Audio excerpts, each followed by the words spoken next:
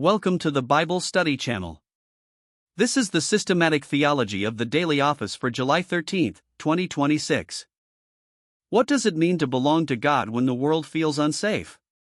That is the question running through today's readings.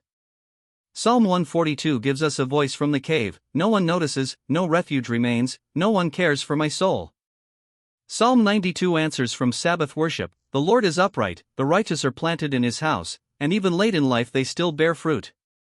Micah 1 opens the courtroom of God, where Samaria and Jerusalem cannot hide their high places from the Lord who comes down. Leviticus 26 gives the covenant grammar behind that judgment: obedience brings life, peace, fruitfulness, and God walking among his people. Rebellion bends creation itself into warning. Then 1 Thessalonians 4 brings the question home to the body. The will of God, Paul says, is your sanctification. So today we are not asking whether God cares about holiness. We are asking why holiness is bound to shelter, judgment, worship, and hope. Psalm 142 is not polite religious speech. It is prayer from the edge.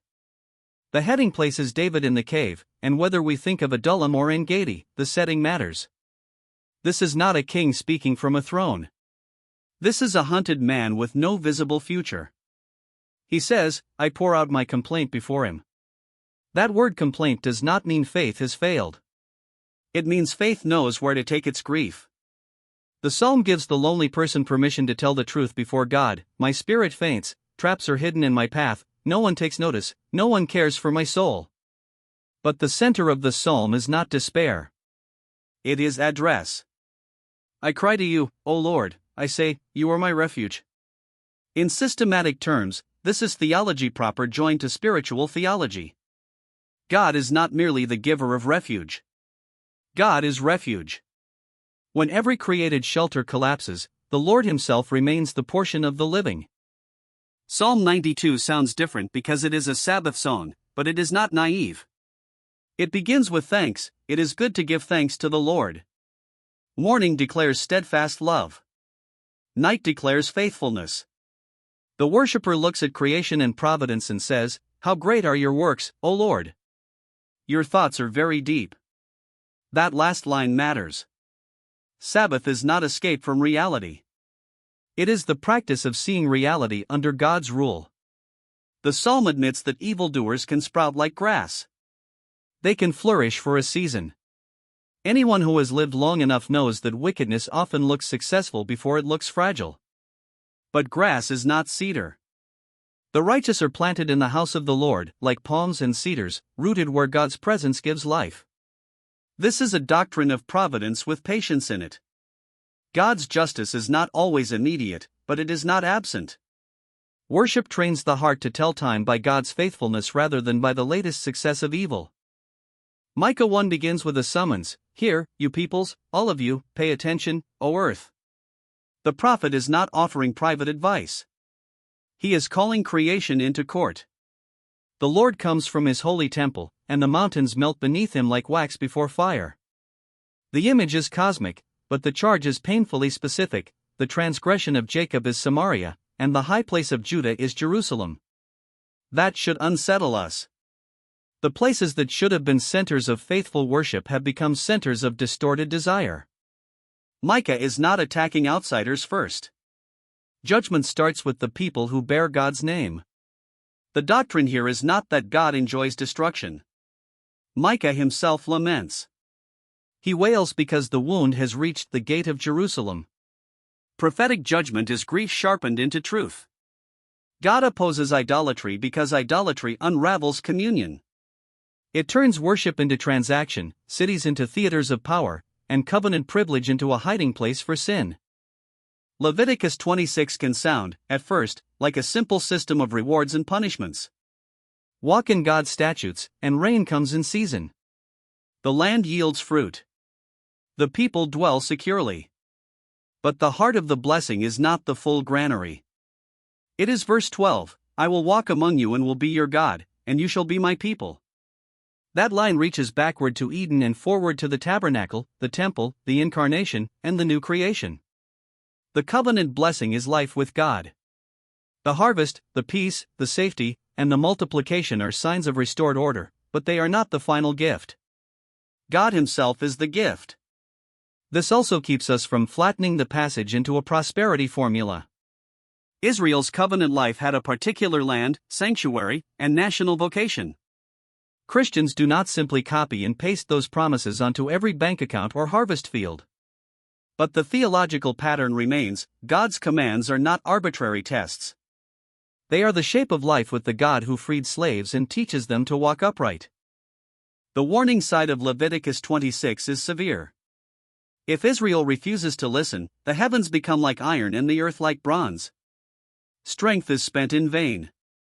Seed is sown, but enemies eat it. Fear runs ahead of any real pursuer. This is not random cruelty. It is covenant disorder made visible. Sin is not only the breaking of a rule inside the heart.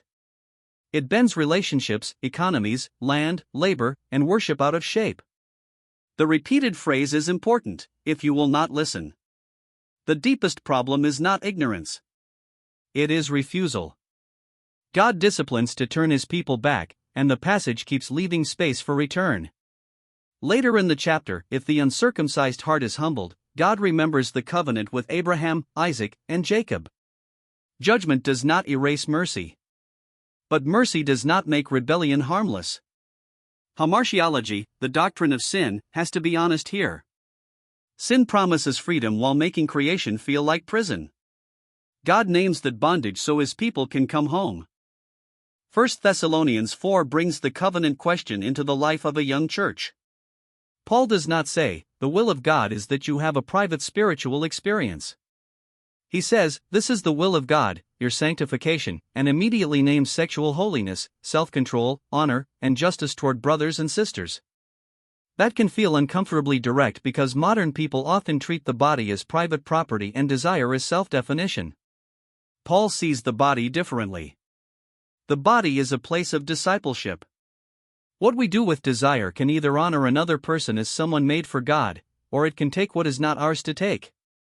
Notice that Paul connects sexual sin with wronging a brother or sister. This is not prudishness. It is love applied to the body. Sanctification means the Holy Spirit is not content to decorate our religious language while leaving our habits untouched.